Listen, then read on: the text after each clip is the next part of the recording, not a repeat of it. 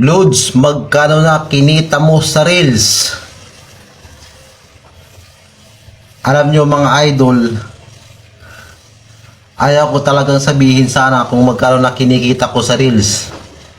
Dahil nga, lagi nyo kong kinukulit kung magkano na kinikita ko sa Reels.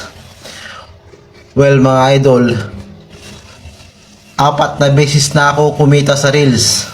Uy, sana all! Yung unang sahod ko sa Reels, 500,000. Ang laki, di ba? Yung pangalawa, 1 million. Yung pangatlo, 3 million.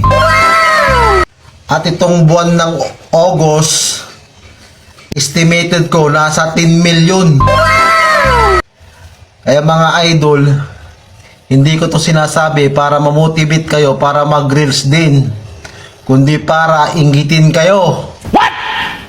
Papa, igisa mo na raw yung sardinas, sabi ni Mama. Ay,